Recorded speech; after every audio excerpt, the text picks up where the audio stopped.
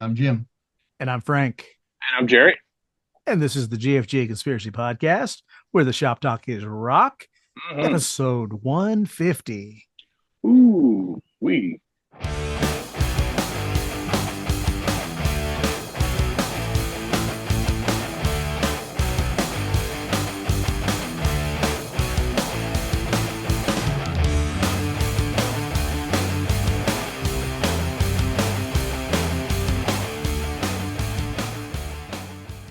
That's a All right. milestone, baby. Yeah.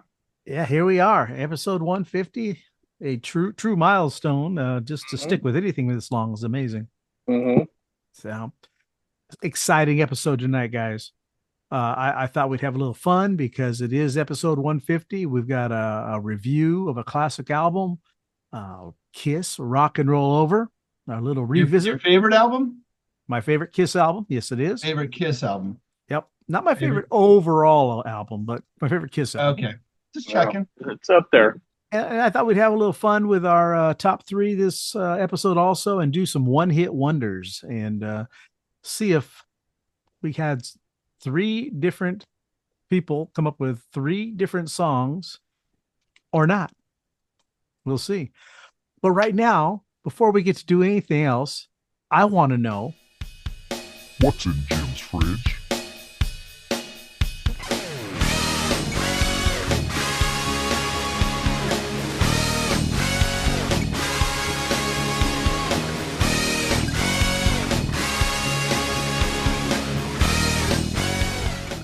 So what's in the fridge tonight ties into my song tonight, actually. all right. But what I have here is a book, no vinyl tonight. This is called Fear of a Norb Planet. All right. These were articles written by the Reverend Norb. They showed up in Maximum Rock and Roll from 1994 to 1998. Ah, And, this showed up in my Amazon feed. I don't remember even what I was searching, but this showed up at my house after I bought it, and it says, "Dear consumer, this is the first copy of this book sold on Amazon. wow. Surely it will be treasured for generations. XOX, Reverend Norb." All right. And so as I was thumbing through this today, I got to page 103, and at the top, I don't know if you can see it or how it's going to show up. It says Kim Shattuck up there. All right. And halfway down the page, allow me to read a little passage here. Please do. Says, Ronnie Muff is one of the only people I've ever met whose eyesight is as bad as mine. We traded glasses and were immune to each other's prescription. Maybe had neglected to wear adequate eye protection during a particularly scream-evocative coupling and had chunks of his eyeballs blown off sonically. Hence his poor vision, whereas my vision began failing right around the time I started sprouting the chia palms. In point of fact, maybe he's annually got a really effed up cyborg cadaver face like Deathlock the Demolisher, and he hides it under a rubber Ronnie mask. Yikes, it must further wonder if, in the interest of both home improvement and recreational coitus, a properly aimed Shattuckonian scream could, say, strip old paint from a storm door. Very good. Very He good. starts the thing off talking about how Kim Shattuck has the best screams Right. She does. in rock Yeah. and roll. And so Finishes it up. That's great. anyway, little shout out to Ronnie. Reverend. That's cool. We'll be hearing from Boris the Sprinkler a little later. Cool. So- Cool. That's pretty neat. Right now, if you don't have a pencil and something to write on, get it because I'm going to throw a multiple choice question at you guys. I just want you to write your answer down. Don't tell me if you know it or not. We'll revisit it at the end of the show. So the question is, how did Jethro Tull get their name for their band? Was it A, Ian Anderson as a young lad who was born in Scotland and then early on moved to England, lived near a man named Jethro Tull, who had quite a reputation as being a pervert, if you will. And as he grew up, Ian Anderson liked the name and it stuck. Or B, Hence the song Aqualung. could be. Okay. B, were they so bad when they first started that their manager had to call pubs and change the name of the band so they could get hired again? And when they finally got a job for a second gig, the name they had was Jethro Tull, so it just stuck. Or C, was Jethro Tull an actual person who was a flutist in the 14th century? And again, Ian Anderson had read about him and liked what he read, and that name always stuck. So, A, a man in his neighborhood. B, a terrible band that can't get a second gig. Or C, just a 14th century flutist. Take your picks. It's the flautist. Flautist, is that what it's called? Flautist? I've heard both. Okay. I don't know. You're throwing doubt on mine. All right. With that being said, you guys have your picks. We'll go ahead and revisit that before we get out of here this evening. But right now, I know Jerry's got some new music for us. So why don't you take it away? I do, Jim and Frank. This is Travis Cremer, and thank you for getting back to the show, Travis. We appreciate it. Out of San Leandro. The album Frank's going to spin this tune is from his current EP called Farm Electric. The song is called Cost of Society. And Travis has sent us a short bio. Thank you very much. He's been writing and recording original songs since the early 90s. But in 01 and 02, he had recorded 4 full-length CDs. In 23 and 24, he's recorded and put together 4 more. What kind of music, you might be wondering? And this is what I love. Thanks, Travis. It's farm, electric, and power grid, guitar-based riff heavy music. Album-oriented rock reminiscent of days gone by. No throwaway filler tracks, though. Each song can stand on its own. With the vocals, please do expect broken heart love songs. And again, out of San Leandro, Travis Cremer with the song Cost of Society from his current EP, Farm Electric.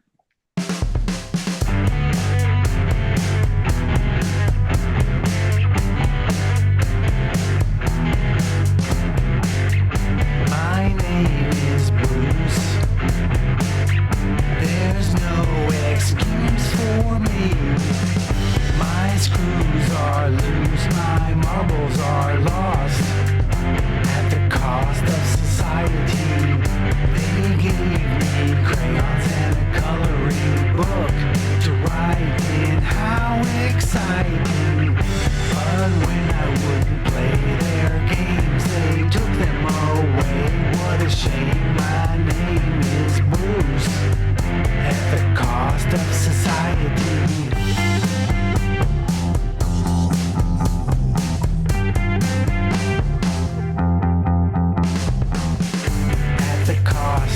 Cost of society, my walls are soft. They mean a lot to me. On days when I cough up my Thorazine, have to be restrained. What a shame, my name is Bruce. At the cost of society, I lost my mind. It's hard to just be living. Wanna go somewhere in the city, see my mom on Thanksgiving. At the cost of society.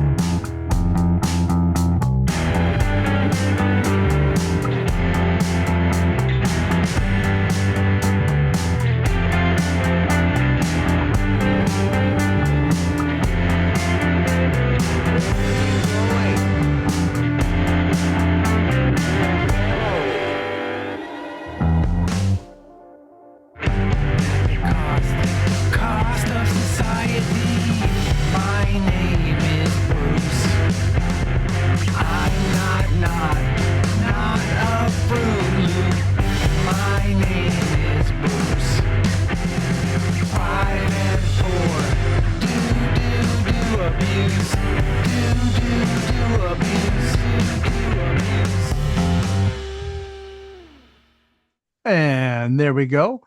Cost of Society. What'd you think about that, Jim? Interesting. Cool Yes. little bass lick in there.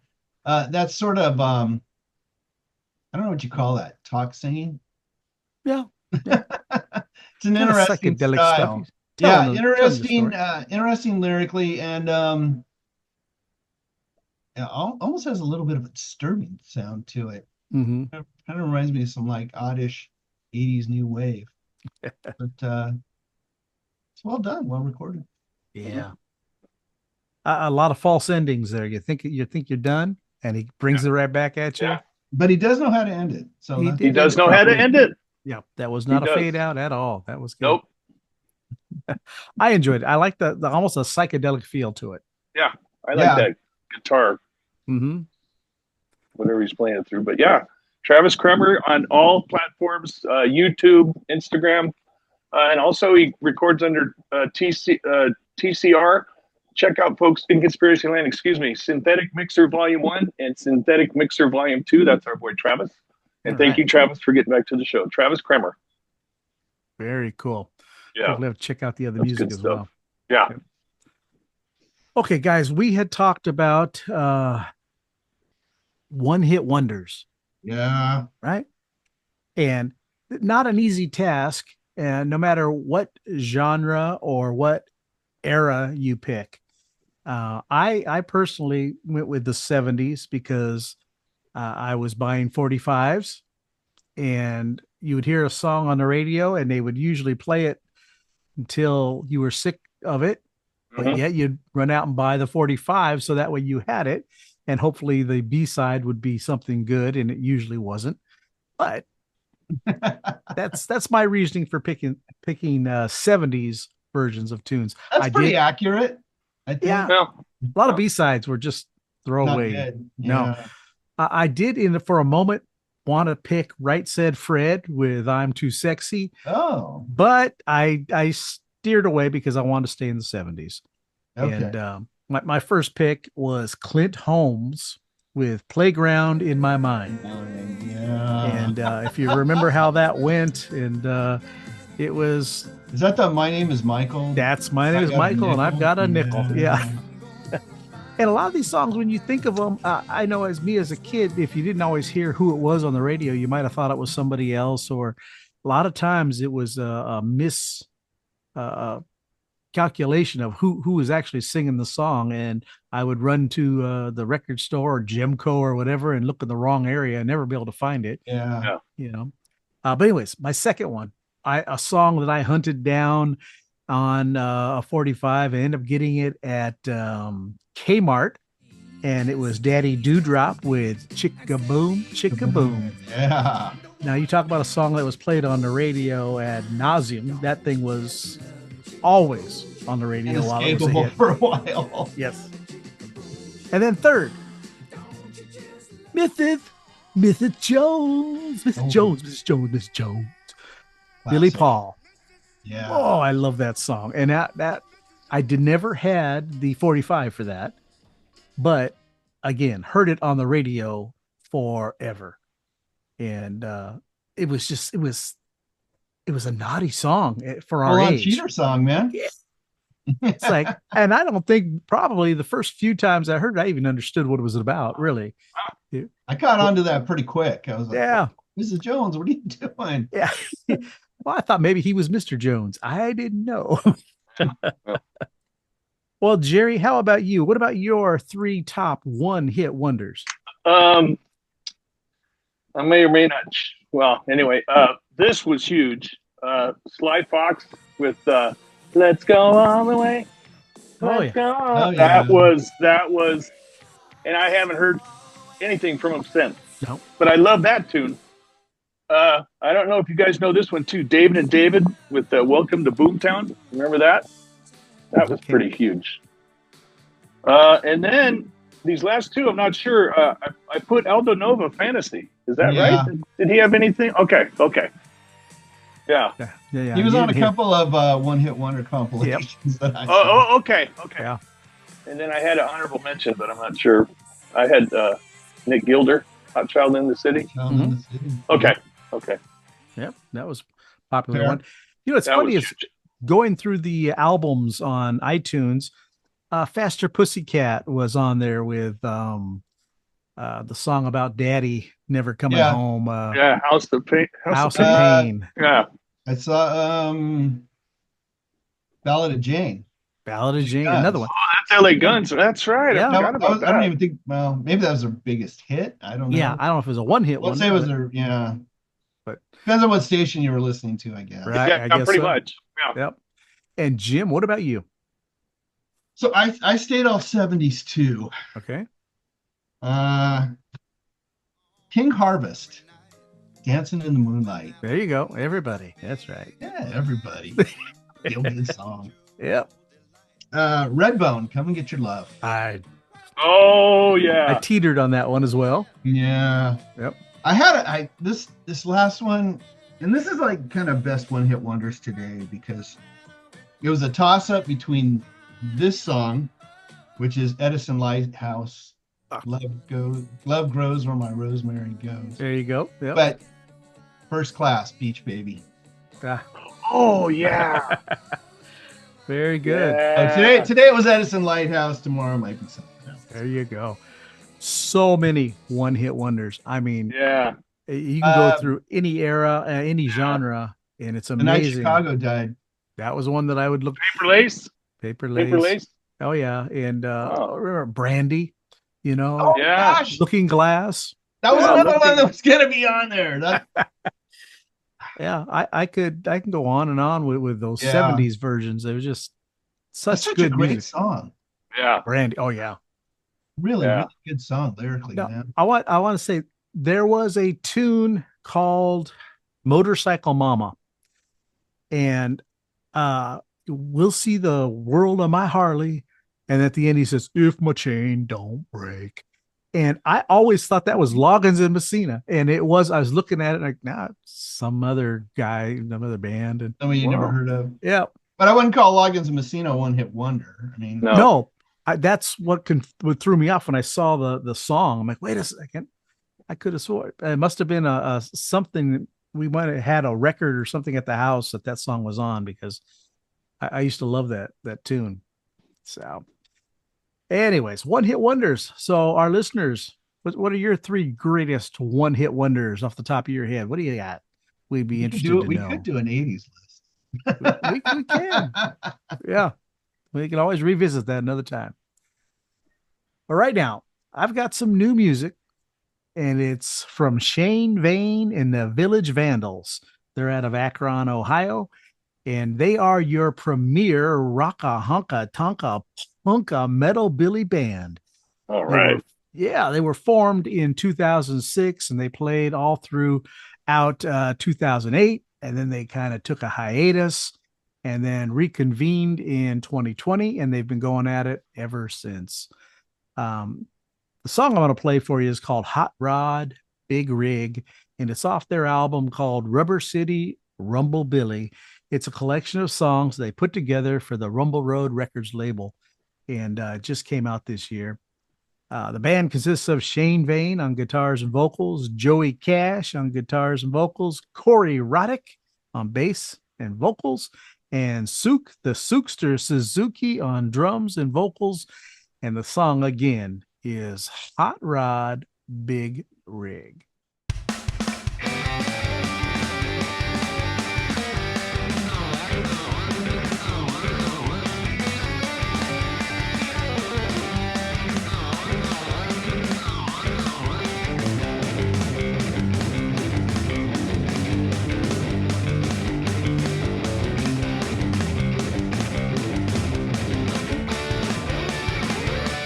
Well, now they're shifting into overdrive out on the interstate, making record time, all loaded up with freight.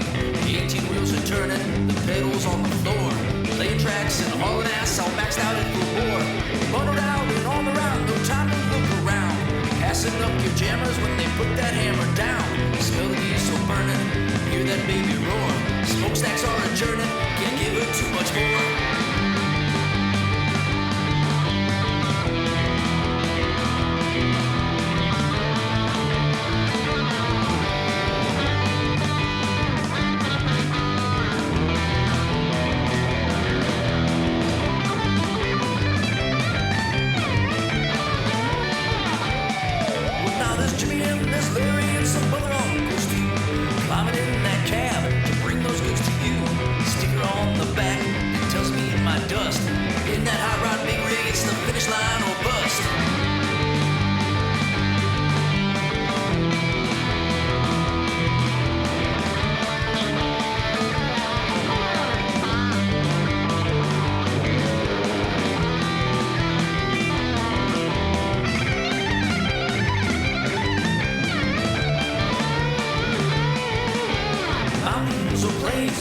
sunshine or rain. One hell of a curve, one hell of a grade. North, south, east, and west, coast to coast, shore to shore. There goes that hot rod big rig, and that's a big 10-4.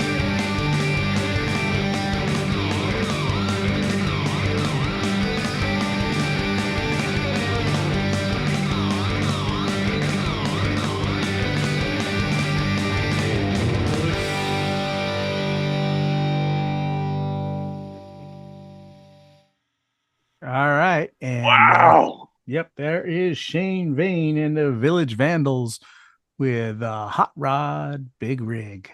Jerry, what are your thoughts? If you're having a bad day and you're down in the dumps, throw that on. Yeah. And it'll get you. That was just a big old dose of energy right there. Yep. I love that. I that love is that. Definitely a pick me up for low blood that- pressure. That'll snap you out of it. Yeah. Yep. My Very good. gosh. Wow. Jim, what are your thoughts? And so I had to look it up, Mm-hmm. like bands that have come out of Akron, Ohio. Oh, ooh, Devo? Devo? Yeah, Devo, Rubber City Rebels, Waitresses. There's got to be just something gritty about that town. Yes, That's all I must got be. to say. That's some cool. What'd you call it? Little psychobilly edge to it. yeah, Punkabilly, absolutely. rockabilly. It's moving. It's shaking. That's for sure. It Daddy. does. Yeah. That is. I like it. It's tough. Yes, it is. Yeah. Akron's just a tough town, man. You gotta. Oh, yeah. You gotta. That's it. You And can I've never fo- been to Akron, but No. that's the vibe I come away with now. Excuse me. You can check them out on Facebook, Spotify. They're on YouTube. They've got some videos on there as well. And cool. we'll have a link in our bio so you can catch their other music and see what they're all about. They are a fun band to listen to. That's for sure. That's a stick of dynamite right I there. like it. Yeah. Yeah. All right. So speaking of fun bands, let's do a revisit of maybe the funnest band of all.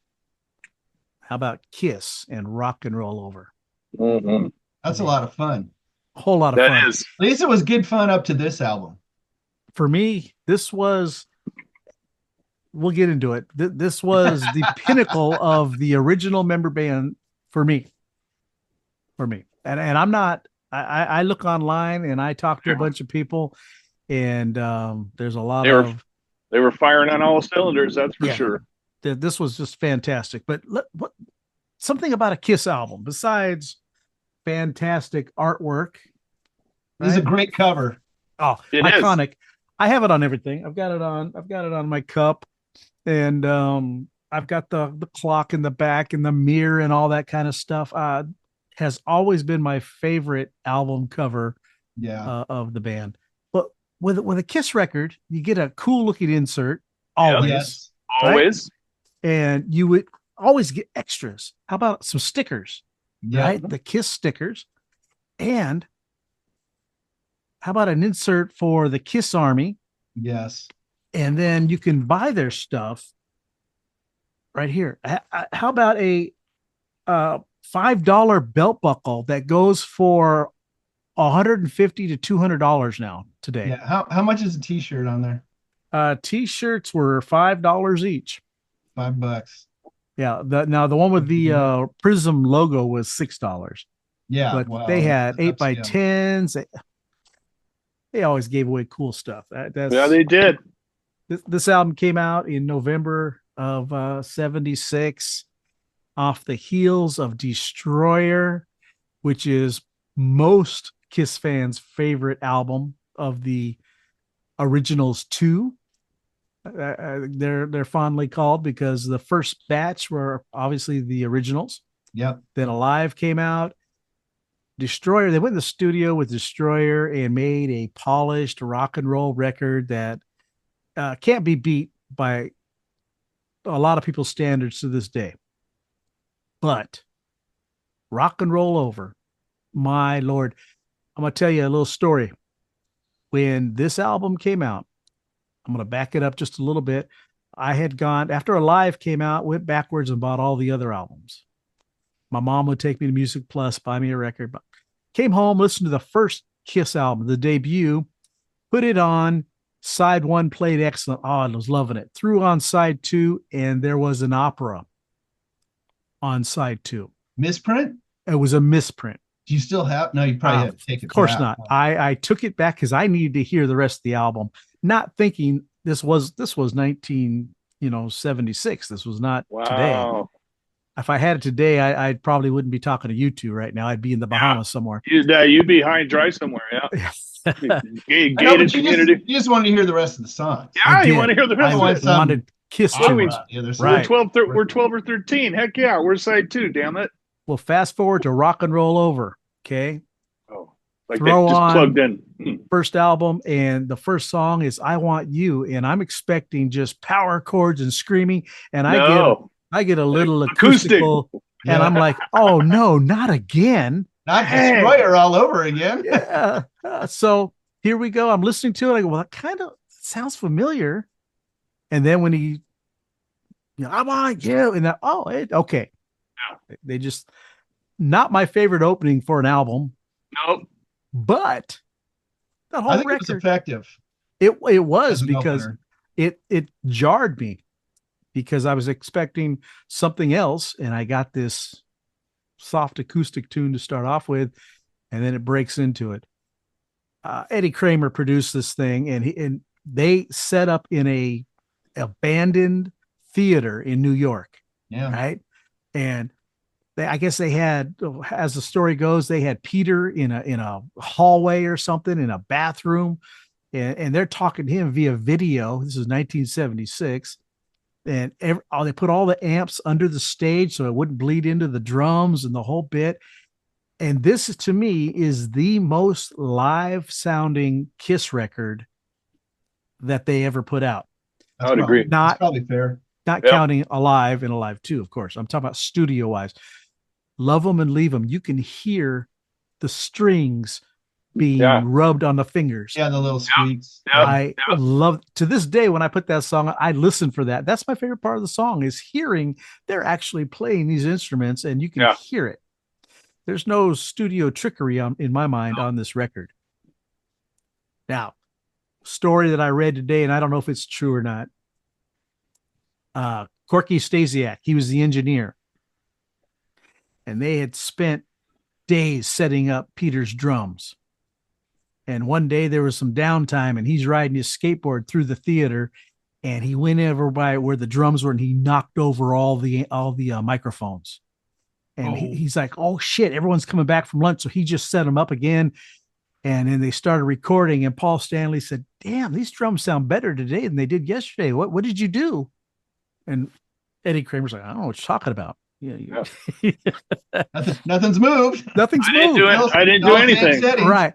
Don't know if that's a true story, but it's a fun story just the same. I've never heard that. So that's I thought that was interesting. Super interesting. And another story about this album that I don't know. It's switched. Hard Luck Woman. I remember reading in Circus Magazine that Paul Stanley said he wanted to write a song for Rod Stewart and present it to him. And later on, of course, after Paul's head got too big to get through the door, he said, no, I was just doing an exercise in writing songs like certain artists, and it was never meant for him. It was meant for us, but it was in the vein of Rod Stewart. I don't know which story is correct. That's not the story Peter and Chris told. Exactly. To me, that could easily be a country hit. Oh, with those acoustic guitars. Yeah, and it was a Rod Stewart ripoff of Maggie May and everything else that Rod was doing. But it was an I'll be honest with you. I would like to hear Rod Stewart do that song. I would too. I think he'd kill it. We've heard Garth Brooks do it if you've listened to the tribute album. But it's not Rod Stewart. Rod would kill it, I think. Yeah. That's not bad. No. I don't think it's as good as the original. No. I would love to hear Rod Stewart do it. Well, the album sold 1 million copies. It went platinum. A Hard Luck Woman was a single, and so was Calling Dr. Love. And Dr. Love to me might be the weakest tune on the record. Looking back at it today, it's not my favorite by far, but my goodness, track to track to track, Baby Driver. Yeah, I'm looking at it. Yeah. Yeah. See You in Your Dreams. I like their version much better than Gene's solo version. Solo Same version. here. Yeah. This version's way better. Yeah. I think so. Love 'Em, Leave 'Em. Like I said, my favorite tune, Mr. Speed. I could go on and on. Yeah. This wasn't a revisit for me. This was just another visit. I played this album fairly regularly because of the live vibe. So, Jerry, what's your take on this record? Pretty much verbatim. I did the same thing when I Want You came on. I put, because you'd smell the plastic, you'd unwrap it, and you put it on side one song, and it just wait, and that acoustic comes in. I'm like, what the H? And then they when it kicks in, it's like nosebleed stuff. There's no duds on this. I'm looking at the track listing, and I'm trying to think 1, 2, 3, 4, at least 5 or 6 of these I've heard on the radio. Mm-hmm. Maybe 7. But yeah, this is very live sounding. Right. Like they just plugged in and just did a little, 33 minutes long, 10 songs. But yeah, there's no duds on here. It's the livest sounding. I would agree with that statement. Right. And I would say this is their peak. I would say this is their absolute peak. Love Gun's good, but it's more polished. To me, it doesn't have the hits this does. Right. But to me, they were absolutely at their peak with this album. Absolutely.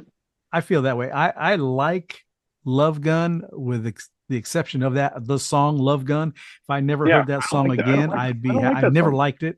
Neither am I. I like Ace's solo, but whatever. Yeah. But the rawness of this record, for me was welcomed after Destroyer, because for me, it does top Destroyer. For most people, it doesn't. Destroyer is a near perfect rock album for so many people. For me, Rock and Roll Over does it. Are there any outside writers on this?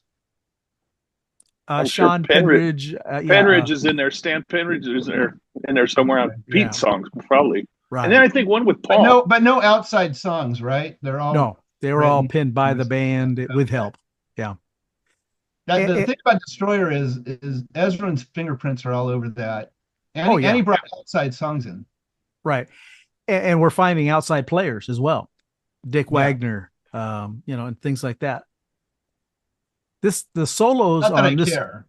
No, but the solos on Rock and Roll Over are pure Ace, short and to the point. Yep. He never did long, drawn out. Nope. He got right to it. In this era, they were all just a few bars and you're out, and then tasteful licks and be gone. So Ace was really itching to work with Eddie Cremer again. Right. And what's interesting is this is the first album that doesn't have an Ace Frehley song on it as far as a writing credit. Nothing from Ace. Oh, wow. Oh, interesting. His solos made up for it. Yes, exactly. His solos are on fire on this album. And I think Eddie favored Ace as far as the members of the band. And I think he figured he can get the most out of him. I think he said that Peter Criss was his favorite drummer to work with. Interesting. Yeah, very interesting. Because everybody else said how difficult he was. And Pete seems like he was a miserable human being throughout his time in. To begin with, yeah. Yeah. And it just may be an emotional thing that he's got. I don't know. And then the drugs don't help. So wow, that's exactly. I'm gonna, since we're on the topic of Kiss, I see time and time again where people say like, oh, they're a bunch of no talents. That's BS. But I just did like a little quick search today, right? Like the guitar players, and I'm talking about some of the best guitar players, talk about how much they love Ace Frehley. He is an influence. And it's not because he's blindingly fast or anything else. It's because he has amazing feel and amazing taste. It's the swagger. Yeah, exactly. Right? And it's the note choice, right? Mm-hmm. And I think it was Paul Gilbert that said, you can pick any Kiss song and you can drop the needle in the solo and you know exactly where he is in the song. Right. because those solos are iconic. No. So you go back, listen to a live, and those solos are blazing, just fantastic. And it made how many people wanted to pick up a guitar? Yeah, lots of people. Gene's bass playing is not slouchy at all. No, Not slouchy at He's a all. good drummer.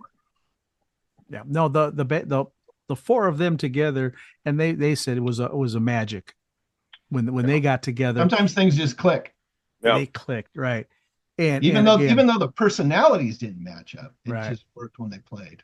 Right. well, when the drugs and the alcohol take effect, and Yeah. then you That- have well, that changes.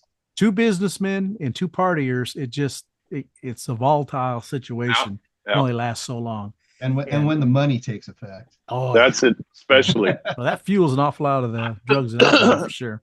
Yeah, it does. Jim, do you have a favorite track on this album? I like Olive Side 2. Oh, me too. And My favorite side. Favorite song? Oh boy. It's tough, but I'm gonna go with Making Love. really, That's a I good one. love that lick. wow. The chorus kind of drops out a little bit. I don't think you notice it as much on this album as like on Alive 2. Oh yeah, it disappears on you. The bottom just drops out of it. It kind of that dun, da, da, da, dun, dun, you know. Yeah, But everything up to that chorus, boy, is just such a great lick, and the guitar just right. moves. But everything on side 2 I love. Only song I do not like on this record is Baby Driver. Really, Yeah. I got a note written next to it also, Jim. it's a stinker for you guys. It's not a stinker. It's just compared to everything else. Compared to everything else, I don't think it Yeah. holds up. It's Yeah. to me, it was like we got to throw something together. So Pete, We need we need another two. Yeah. Well, they were looking for trying to keep that growl of his going. Yeah. it doesn't rock the way the rest of the album does. Gosh, I'm looking at it. Love him and leave him. Take me, The intro to Mr. Speed is just Mr. Speed. Yeah, Yes, that intro is just Paul and his guitar. that's why I can't even really pick a favorite off this because right. they're Well, all for me they're all kind of right here. Yeah. Well, I'm going with Love 'Em and Leave 'Em only because, like I said, the sound just sounds like That's they're what I got. actually playing together. Yeah. And the string scratching, it gives me goosebumps. And it's a thing in music you don't always hear. You'd hear it on No, some they old- try to eliminate it. They Yeah. alway clean it up so much. Yeah. Mhm. And you hear it Yeah. on acoustic tunes and everything, but Yeah. not on a hard rock tune. Oh, and Gene was doing that. He was starting to growl now. He's not singing like he did on those first 3 albums. And Destroyer, I think the God of Thunder thing went to his head. And now he's doing this business. And Yeah, like Alive too. I agree with you. I go, how come he's not singing? He's doing Yeah. the whole thing with that. yeah, that became his trademark. And but that tune is my favorite by far. I will say on Dr. Love, Cowbell. the way they layered Yeah. the vocals in the chorus, Mhm. you're probably right. It is probably maybe the weakest track on the record, but right. the way they layered those vocals in was so good, and you can hear Gene doing that like sort of just kind of low talk in the back. Right. Dr. Love, it's almost monotone, Yeah. and then the other parts above it, it's so nicely layered. Oh yeah. Yeah, I'm not a huge fan of Making Love. Now I know it's not one you really like, but No, I love that guitar in it, boy. Yeah.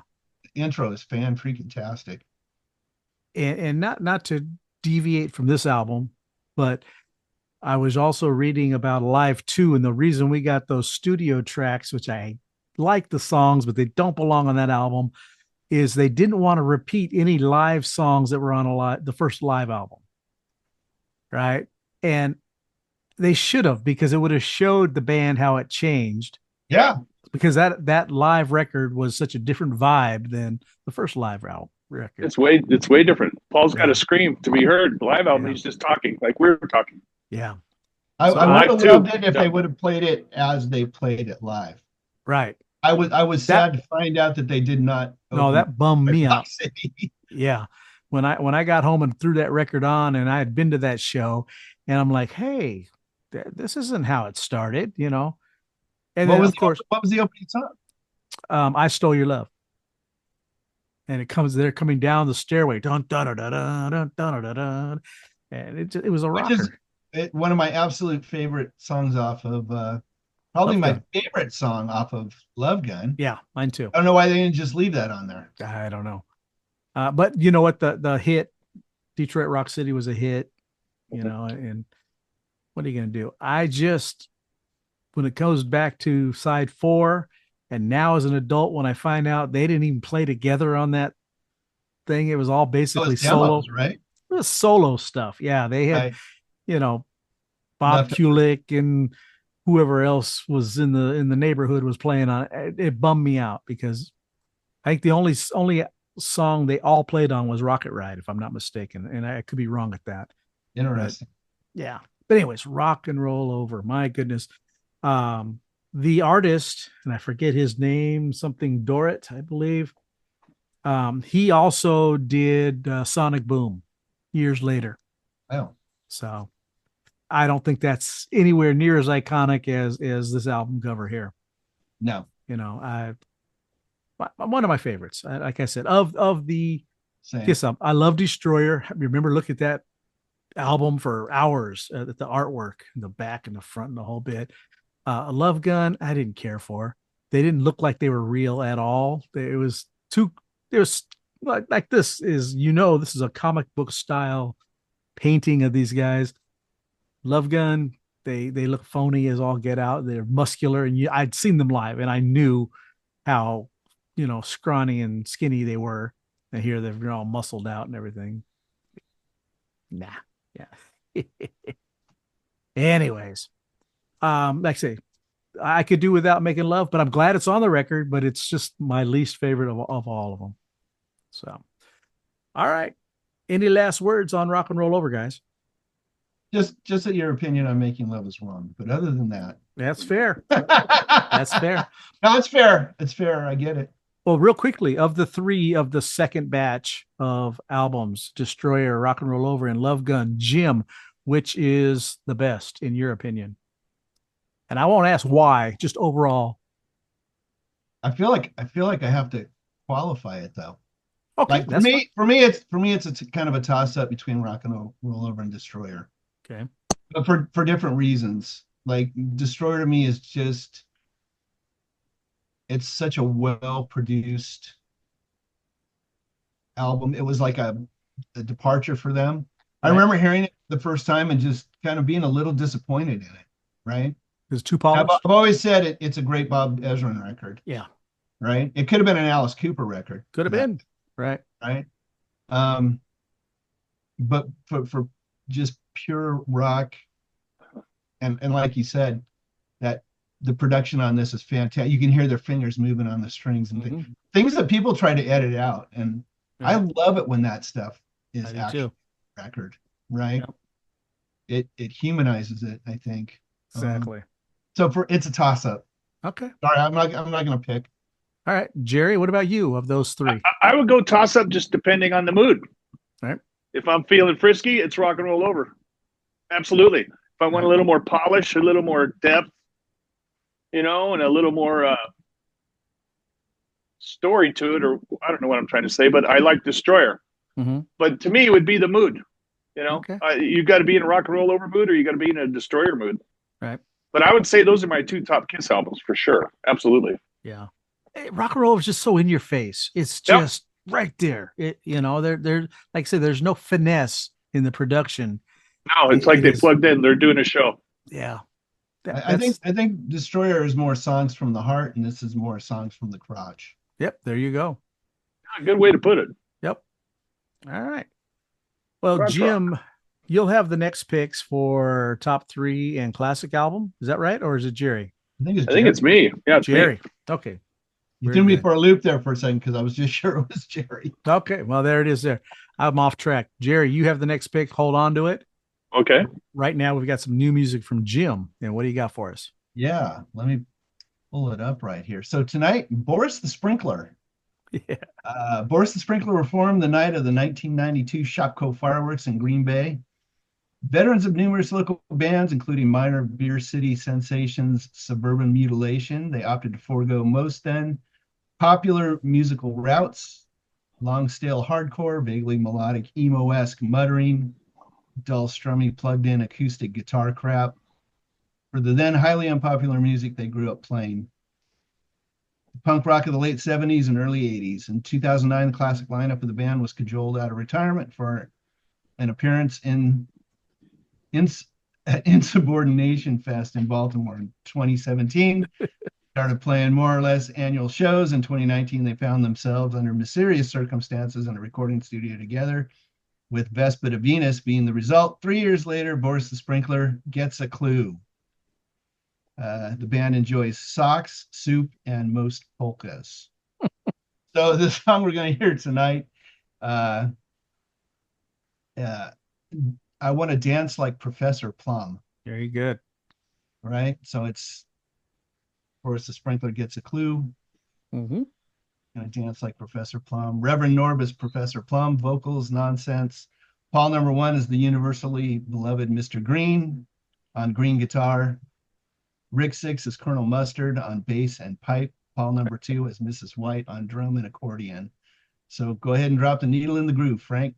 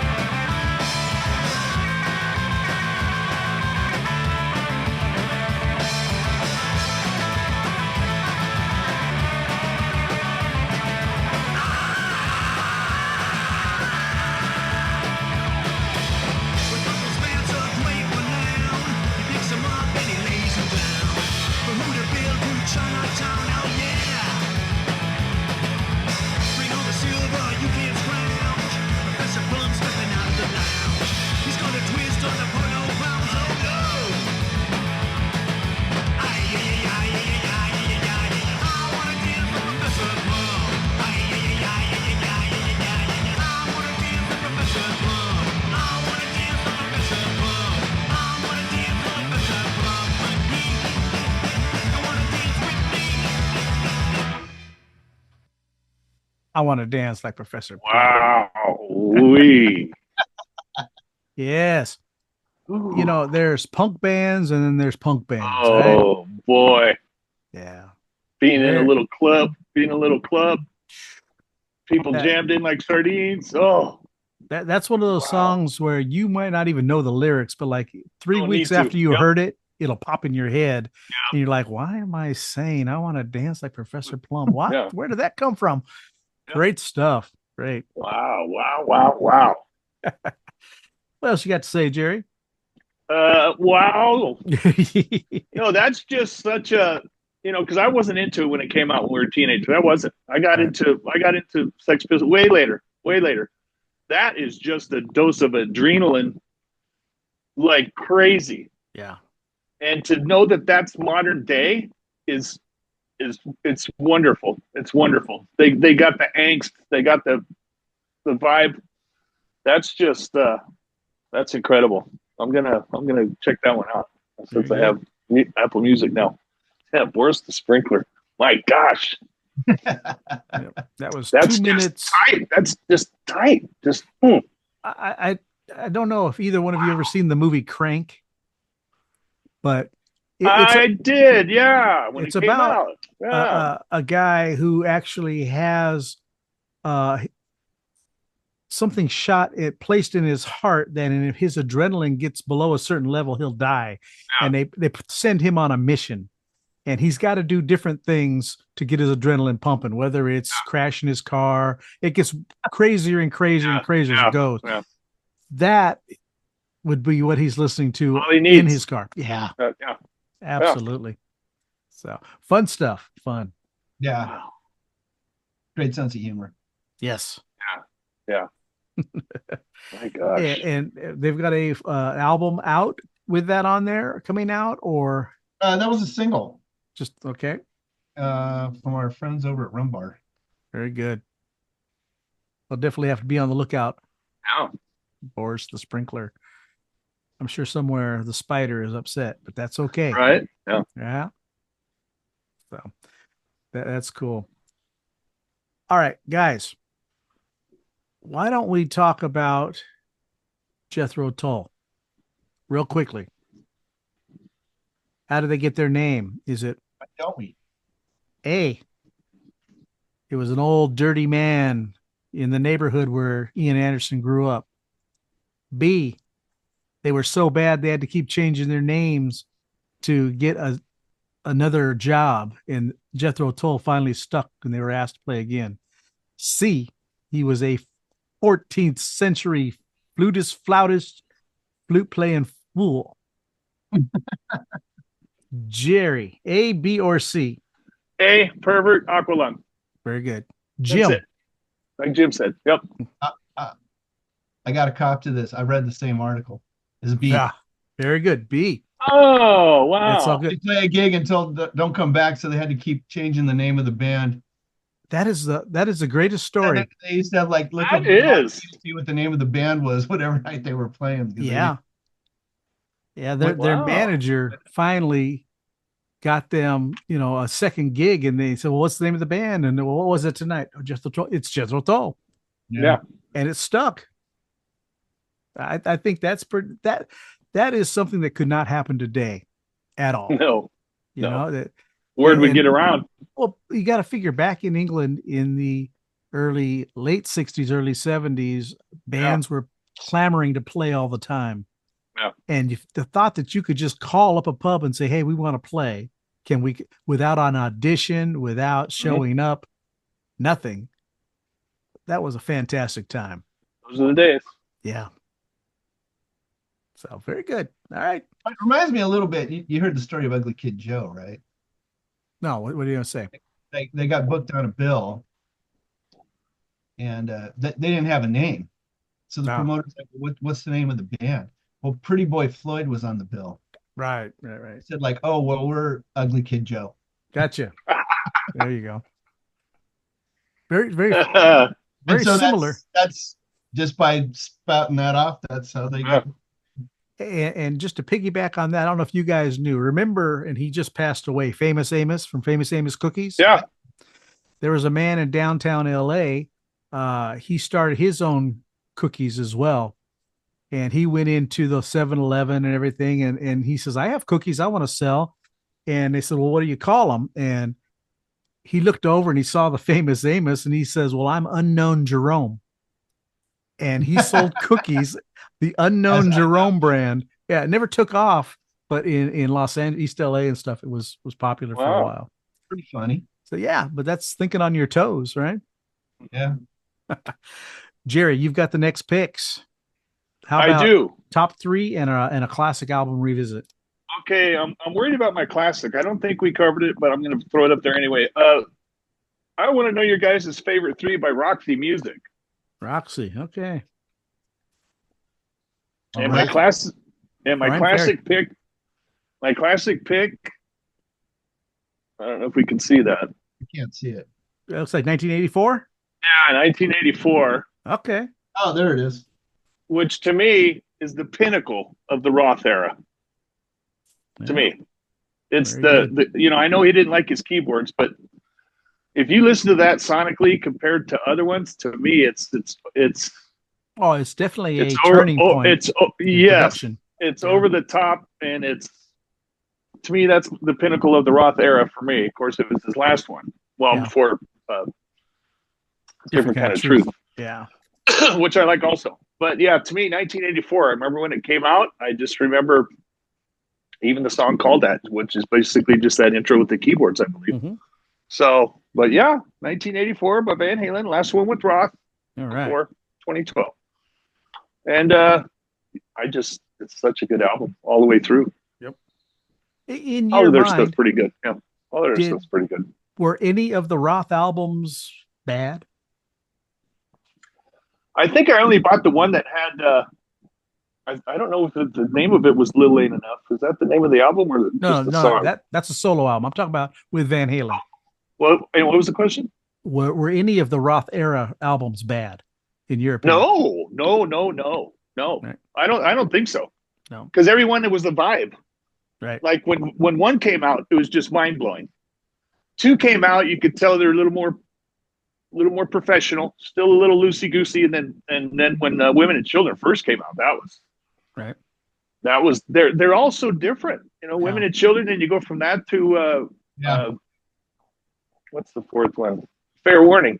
Yeah, man, that was our senior year, guys. Boy, that thing was. 1983 was good, but they did some, covers. And I love Diver Down. Yeah, I do too. But it seems like record. they're in, and then of course the Big Bad Bill, Sweet William now with their Van Halen's dad on clarinet. That's fantastic. Full Bug, I love. Yep. Pretty Woman was the big hit. But no, there's no duds. I don't think Van Halen had a dud album. Balance takes me a couple different places, even though it's still good. But yeah, no duds with Roth. So all right, well we'll save that for more discussion when we do 1984. Yep. Very good. All right. Well, besides that, Jerry, do you have anything else you want to talk about before we get out here? I do. One thing real quick. I'd like to thank the Statuesque Blonde for our rockin' sign here. Love it. JFJ Conspiracy since 2018, folks, coming at you. Yep. Yeah, folks, it's out there. We got Travis Cremer, Shane Vane and the Village Vandals, Boris the Sprinkler. It's out there, folks. It's Bandcamp, Apple Music, YouTube, social. We appreciate you being with us, especially on episode 150. Okay. Thank you so much. We really appreciate. I can't believe that. Yeah. We appreciate it so much for you listening and watching, and keep rocking. Thank you so much. All right. And I don't have anything, and I'm not even going to say what I normally say because it's episode 150. I was going to say 150. 150 is too special to say that. Yeah, we'll keep it. Yeah, 151. We'll get right back to it. Yeah. There you go, Jim. What about you? Well, I'm going to say this: if you made it this far, smash that like button, subscribe, ring the notification bell. We'll slide into your DMs every 2 weeks, more or less. Leave a comment down below. Favorite one-hit wonders. Favorite one-hit 70s. Oh, or just favorite one-hit wonders. That's fine. Mm-hmm. Did you know the story about Jethro Tull? What do you think about Rock and Roll Over? Huh. Our Kiss talent. JFJ Show. Yeah, JFJ Show at gmail.com. Let us know. You think about the other guitar players they had, even after Ace. Oh, yeah. I mean, all those guys scorched. You can't call them talentless. They were all. They were all very good. Yeah. Gene Palmer's not a great drummer. But they all changed the band. The vibe. Yeah. Like I like Dracula. Bruce Kulick. I think Bruce I get they were like kind of hired guns, right? But yeah, hired guns. Still. I think Bruce Kulick may have been the most talented of all the guitarists through all of the eras for that style of music that they were playing. Yeah. Better than Vinny? Vinny was just speed, zero feel. He could write a tune, though. He could write a tune. Yeah, I was left cold with every Vinnie Vincent thing because he was just playing as fast as he could. There was nothing there to tell you that he had any vibe for the song, other than we're playing speed now. That's it. Well, I don't know. Creatures a little more true on his solo stuff than it was. Yeah, Creatures. I think that kind of. I'm thinking of Lick It Up though. That's for me. That's when they went. because they were following everything else that was out. That was the last album I bought. And Yeah. Creatures wasn't really Vinny playing guitar. It was Robin Ford and a list of others. People. Yeah. I think he did like 3 solos on that album or something like that, right? Yeah. Look it up. The last one I bought. Songs, so. Oh, he's a heck of a songwriter. Great songwriter. Yeah. Okay. Now, Bruce Kulick can't sing to save his life, and he sings on Carnival of Souls and a couple other places. No thanks. And Tommy Thayer is nothing but a Ace Frehley Ace audit Timu. You know, that's all that is. You know, he's. I don't think he's anything special at all. Was Tommy doing the? He was on Cold Gin, right? Yes, that was his cover band. He was Ace in that cover band, yeah. Oh, okay. Right. So, all right. Boy, you know, that's one thing about when we get on the topic of Kiss, it just goes on and on and on. Yeah. Well, that's what's great is all three of us have a vibe for it in one way or another. Right. You know? That's fact. You know, yeah. So, all right, guys. All right. Congratulations, gentlemen. 150. 150, yeah. Proud to be with you guys. Yeah, absolutely. Yeah, why don't you get us on out of here, Jim? Sure. Shop's closed.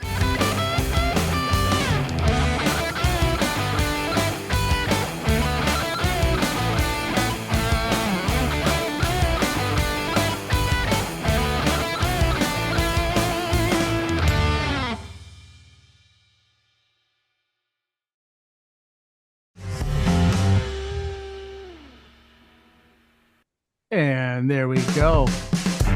And there we go. Cost of Society. What'd you think about that, Jim?